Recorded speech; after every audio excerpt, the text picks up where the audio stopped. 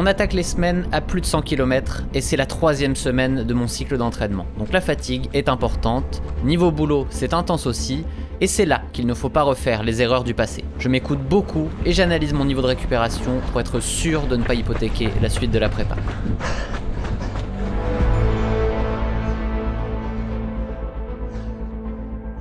« 5 jours environ, je suis autour de 50% en recovery, alors que là, dimanche, lundi, mardi, je suis remonté au-dessus des 80%. Bon là, je me suis reposé le samedi, mais surtout, le lundi, là c'est encore le lendemain de la sortie longue en fait. Et du coup, on est quand même dans le vert le lendemain. Ce qui fait que, en théorie, si on regarde, le bleu c'est la charge d'entraînement, c'est la plus grosse de ma semaine, on pourrait se dire, le lendemain, la récup, elle va pas être parfaite. Et pourtant, ça va. Là, tu es en train de me dire que c'est pas l'entraînement qui génère le plus de fatigue, c'est ça? Ouais, c'est ça. Enfin, il faut toujours nuancer un petit peu les choses parce que c'est un cumul la fatigue. Donc il y a la fatigue du travail, celle de l'entraînement. Les deux s'accumulent et en bout de ligne, ça fait notre fatigue générale. Est-ce que mon bracelet peut traquer? Mais quand même, je trouve ça hyper intéressant de se dire que les jours où j'étais bas en termes de récup et où j'étais dans le dur, c'est plutôt mercredi, jeudi, vendredi, donc plutôt la deuxième partie de semaine en termes de travail. Et le jour où j'ai ma meilleure récup, c'est le lundi. Et le lundi, c'est le lendemain de la sortie longue qui est quand même une des grosses sorties de la semaine. Donc c'est assez intéressant à regarder comme ça. Si on veut remettre un peu le contexte, la semaine d'entraînement passée, c'était la même que dans l'épisode précédent d'Imparfait, à part qu'elle était un cran au-dessus en termes de difficulté, évidemment, vu qu'on évolue. Donc ça a commencé par une grosse séance de variation d'allure qui s'est super bien passée. J'ai vraiment couru vite, j'étais vraiment bien sur cette séance, mais elle a généré beaucoup de fatigue. Donc je pense que ça aussi, ça a joué dans ma deuxième partie de semaine compliquée. Et la séance de seuil, je l'ai pas finie. J'avais 8 fois 4 minutes, j'en ai fait seulement 7. J'ai pas fait le dernier parce que je sentais que là j'allais vraiment dans une grosse fatigue et que ça allait devenir contre-productif. Donc je me suis arrêté au moment où je pensais qu'il y en avait assez. Et après, surtout, je me suis focus vraiment sur le repos. Le vendredi après-midi, j'ai fait une sieste parce que j'étais claqué et ça m'a déjà fait du bien. Je fais rarement des siestes. Quand j'en fais, c'est que j'ai vraiment besoin de me reposer. Et le samedi, j'ai passé la journée à y aller vraiment mollo, tranquille au final pour essayer de reprendre le dessus. Et le dimanche matin, pour la sortie longue, j'attendais de voir et ça allait, ça s'est bien passé. J'ai fait mes 2 heures, j'ai fait les intervalles comme je voulais, le cardio était en place. Donc au final, tant mieux. Et là, on est mardi matin, il y a à nouveau une séance de fractionné cet après-midi et je ne sais pas encore exactement ce qu'on va faire. Je vais me lancer, c'est sûr, je vais aller faire la séance. Maintenant, est-ce que je vais aller au bout de la séance? Est-ce que je vais me rendre compte qu'en fait, ça ne va pas aussi bien que je voudrais? Je ne sais pas, mais ce qui est sûr, c'est que je ne referai pas les erreurs de l'année dernière. Si ça ne va pas et que je sens que je vais dans le mur, je prendrai l'option d'arrêter, de me mettre en semaine de récup et de ne pas prendre de risques.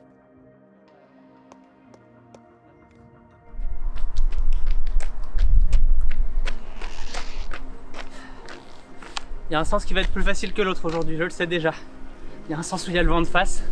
Déjà il est un peu frais, mais surtout il ralentit quand même pas mal. Bref. On est là pour faire la petite séance. Le 9 x 4 minutes au seuil. C'est simple, aujourd'hui la séance elle dure 45 minutes en tout. C'est 4 minutes, récup 1 minute à chaque fois. 4 minutes ça paraît pas très long au seuil, mais 1 minute de récup c'est court, donc ça va quand même bien enchaîner tout le long de la séance. On va ajuster en cours de route en fonction de comment ça va. Bon, du coup on se la fait cette séance, parce que je commence déjà à me refroidir. C'est parti. Allez, let's go.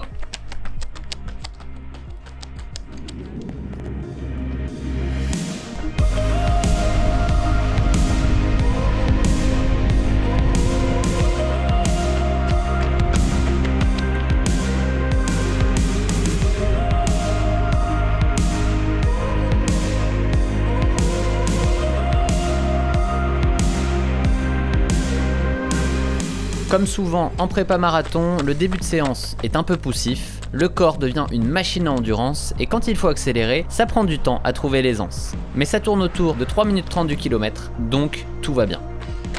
Ça roule, on continue la séance. J'en ai fait 5, il en reste 4 et tout va bien. Allez, let's go.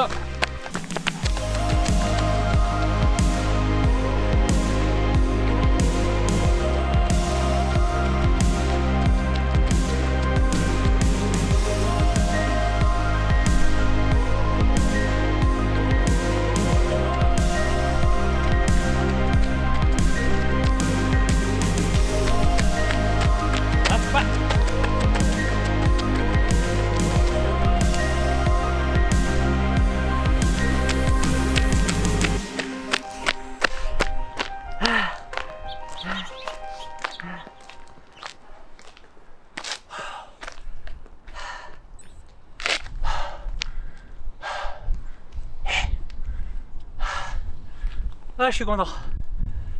Ça a bien été. J'ai pas fait le foufou dans la séance. Elle a été crescendo en termes de vitesse. Et j'aurais pu accélérer si j'avais voulu sur la deuxième moitié. On va la jouer conservateur. On se rappelle de ce qui s'est passé la semaine dernière. Donc on va garder quelques forces pour la suite de la semaine. Et de toute manière, ça a été à la vitesse prévue. Donc il n'y a pas besoin d'aller plus vite que ça. Par contre, la petite anecdote, le classique du Québec quand on porte le ravitaillement, bah, la tétine elle a gelé.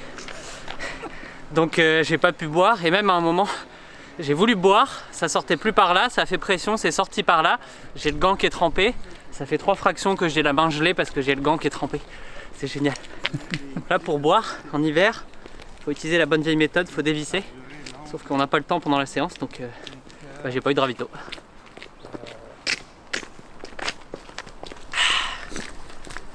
Alors qu'est-ce que tu penses? Semaine de récup ou on continue l'entraînement? On va continuer, hein, ça va bien.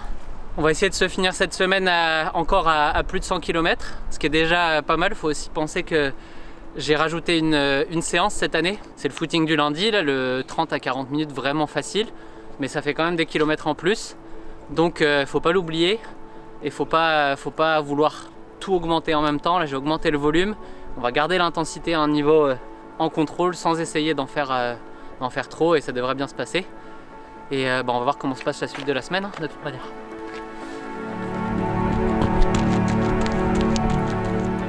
Et voilà, on est mercredi, c'est le footing de lendemain de séance de fractionné.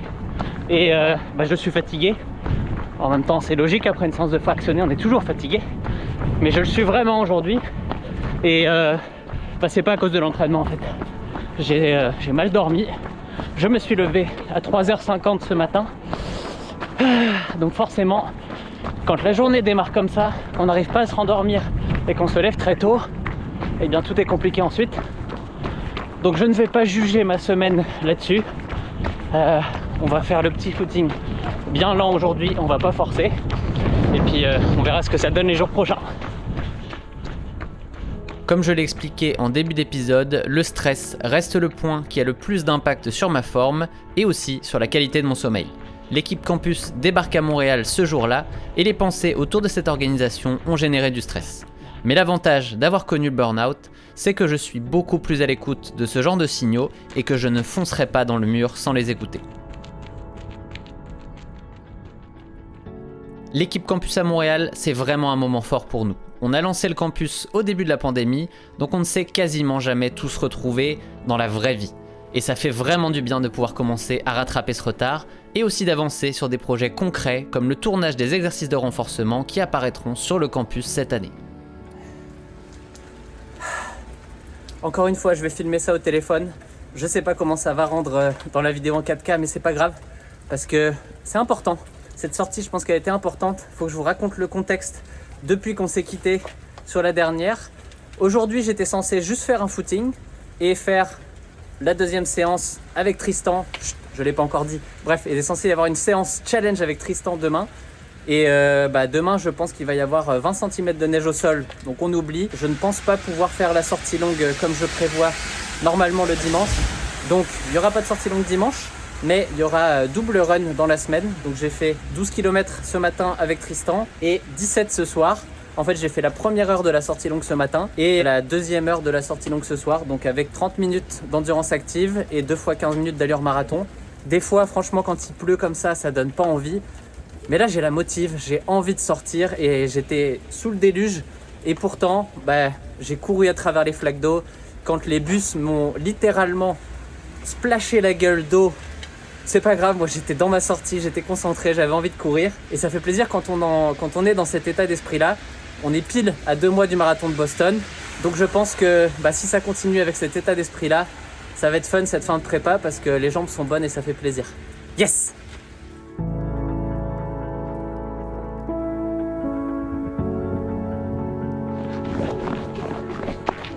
Ok.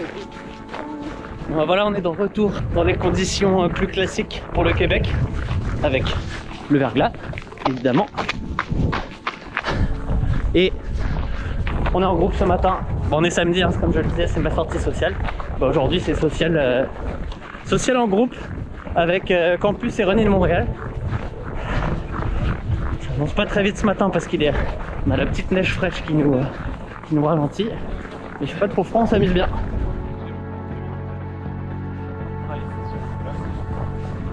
C'est un peu envahissant, mais c'est bon. J'ai un paparazzi à côté de moi. Laissez-moi, monsieur. J'essaye de courir, s'il vous plaît. Les sorties de groupe, le partage, la communauté, ça fait partie des valeurs qu'on veut vraiment mettre en avant sur le campus, donc ça fait plaisir de ne plus être limité de ce côté-là. Et si ça vous parle, eh bien suivez les réseaux de Campus Coach, car on va lancer des groupes un peu partout pour que vous puissiez courir vous aussi entre passionnés. Dernier jour de la semaine, dernière séance, et ça va être une séance un petit peu spéciale parce qu'on va faire le challenge du campus. Et quand je dis on, c'est parce que je suis pas tout seul dans la voiture, il y a un autre protagoniste juste derrière. Vous le reconnaîtrez peut-être, je ne sais pas. Il fait 2-3 vidéos sur YouTube, vous l'avez déjà vu sur le campus aussi. Ouais. Aujourd'hui on va faire le Yasso, le 10 x 800 mètres ou X x 800 mètres, on verra si on va au bout de ce 10 x 800. Je commence déjà à sortir les petites excuses. Tristan, c'est quoi ton excuse si ça va pas au bout? On va s'amuser. Yes, j'ai plein de courbatures, c'est ça mon excuse. Ouais, je me disais merde, t'as une bonne excuse, une vraie, donc faut quand même la sortir. Il a tourné toutes les vidéos de la PPG du campus qui arrivera cette année. Donc je pense qu'il a une bonne excuse si ça ne fonctionne pas. Mais on va essayer d'aller au bout quand même, évidemment, comme d'habitude. Allez, on se retrouve sur la piste. Tristan sort des tournages de la PPG et moi j'ai 300 km dans les jambes en 3 semaines, donc on est bien content d'être deux pour se motiver à faire ce challenge.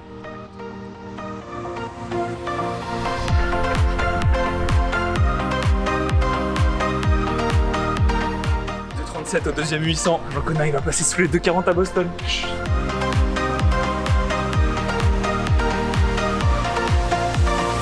On peut, hein.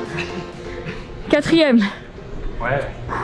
Cardio ça va, mais faut rester concentré. On en a fait 4. Et je sais déjà que ça va être dur. Encore 40 secondes.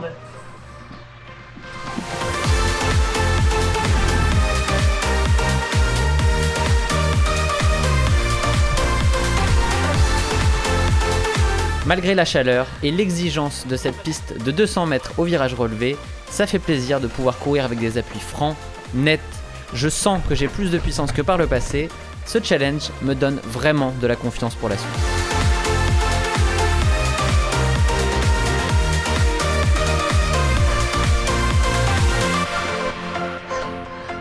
C'est dur déjà 8 ans. 8 fois 2 minutes 40 au seuil 30. Ça fait déjà un bon temps d'effort. Ça commence à fatiguer, ça se sent. 8 x 800 c'est une belle séance. Ouais. Tu vois, on finit ça, on peut être fiers de nous. On était bien. Là maintenant ça commence à être une connerie.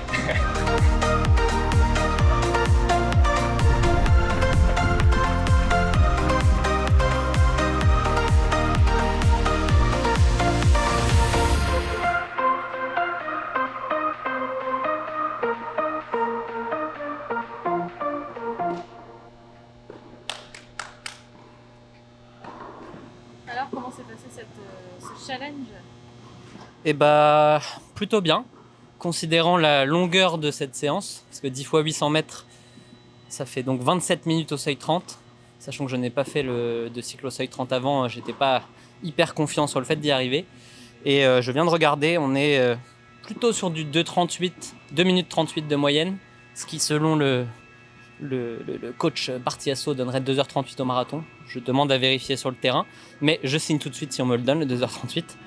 C'est bon signe parce que là on est à 3,20 au kilomètre. Si je cours ça sur un 10K, ça commence à être sympa. Peut-être qu'on en fera un au printemps, là, après le marathon de Boston, on verra. On va pas me promettre des trucs, mais ça donne envie en tout cas, ça donne des idées. Allez, récup. L'art de l'entraînement, c'est de s'adapter. Parce que le meilleur des programmes ne peut pas anticiper un gros stress, des conditions météo difficiles ou encore des impératifs professionnels. Parfois, il faut adapter l'entraînement à sa réalité pour maximiser les gains dans le contexte qui est le nôtre. Et dans tout ça, il faut garder le plaisir d'une sortie de groupe ou d'un challenge ponctuel pour se dépasser. De mon côté, c'est chose faite, c'est la première fois que je fais 3 semaines à 100 km de course de suite, donc oui, il y a de la fatigue, mais je ne la finis pas sur les rotules pour autant. C'est donc bon signe pour la suite, la prépa Boston continue. 11h50, on va pouvoir aller manger et c'est bien mérité.